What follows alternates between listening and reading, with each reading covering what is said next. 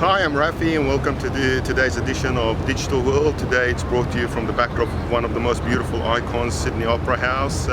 More importantly, today's session is dealing with the process of vendor and solution selection in a digital world. The digital world, as many of you would know, is forcing many, if not all organizations to rethink and reevaluate every single traditional business process across every part of the business. One of those processes that I believe is important, that's often overlooked, which is the selection of the right fit solution to help with those digital transformations themselves. Basically, there is 4 key trends that I'm going to be talking about, which is portrays to you the importance of why we need to rethink this process. And number one, it's the enormous amount of data that's available to individuals, departments, organizations. Thanks to the internet, it's so easy for anybody to be able to publish. And interestingly, this is a piece of, this is a great example actually, publishing this piece of information here. You can easily record things like that, or write an article, publish it on a blog, or in this case LinkedIn and so on and so forth, and make that available and accessible to so many users. And number 2 is the explosion in the categories and the subcategories, coupled with the vendors and number of choices in vendors and startups and established vendors and so on and so forth. Thanks to the cloud, of course, this is a lot easier today to launch a new solution on a category or a subcategory and make it accessible via digital means to millions of users across the globe. Number 3 is the diversity in the delivery models themselves. I mean, no longer you're restricted to an on-premises delivery model. We have hybrids, we have SaaS, we have as a service, managed, assisted, and so on and so forth. We also have the diversity of the commercial models. No longer are we restricted to perpetual. Now we have subscription, consumption-based, utility-based models available to us, which is, when you put all of these things together, it demands a new approach, a rethink, if you want, of that digital process.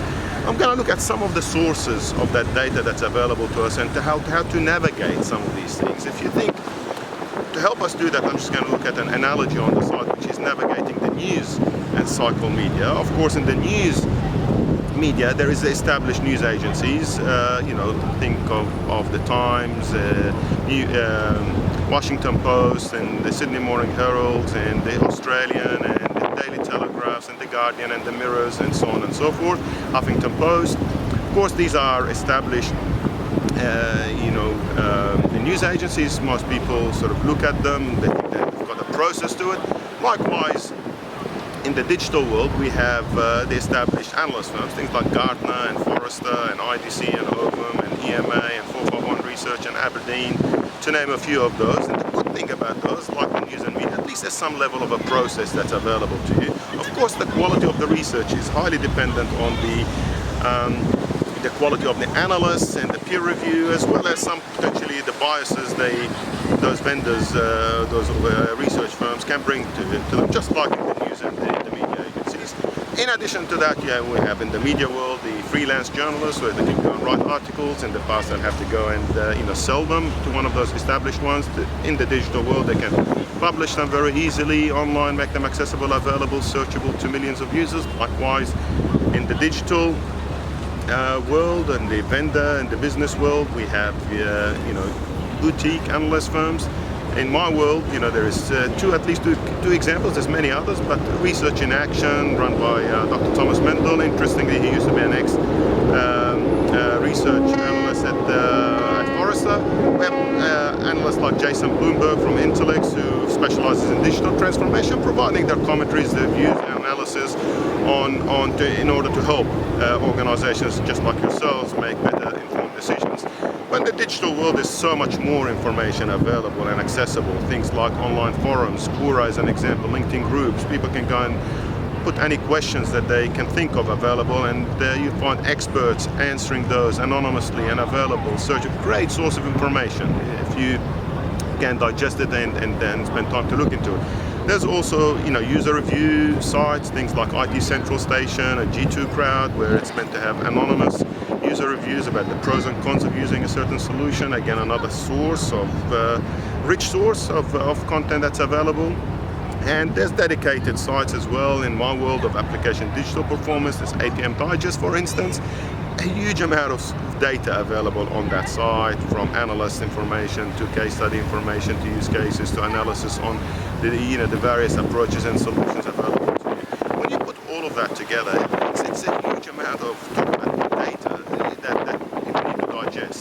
So I put some 3 high-level recommendations that I think is accessible, at least it's applicable to I think most organizations. Number 1 is at least start with a high-level view of the key business requirements that you are facing or you would be facing in your own organization, rather than starting with the feature and functions that will set you. Start with the decision-making processes. What are the processes that you're transforming? Who are the people who are going to be using those processes? How is it going to speed it up, improve the quality? That kind of top-down understanding is an important aspect, I think, in this digital world. And the second one, which is very, very important in the digital world, is look beyond just the immediate requirements. So easy as you're moving really, really fast to be able to select something very quickly. Sometimes it's important, but at other times it's important to also look beyond just the immediate. Because if you just do that repeatedly, the problem is that you build business and technical debts that could be very costly to be dealing with later on. And finally, unlike in the news world where eyewitness news, if you want to get to the bottom of it yourself, the best way of doing it is going and speaking to the people physically. In the digital world, you can try things for yourself. That problem doesn't exist. You can download stuff, you can try it, you can see if it works for you. But my recommendation is take a use case-centric approach rather than a feature-centric approach to it. I hope you found this useful. If you have any question, commentary, agree or disagree, violently agree or violently disagree, happy to take any and all comments. If you have any ideas for future sessions, also happy to take those. Thank you, and if I don't have another session, have a Merry Christmas and a Happy New Year. Thanks.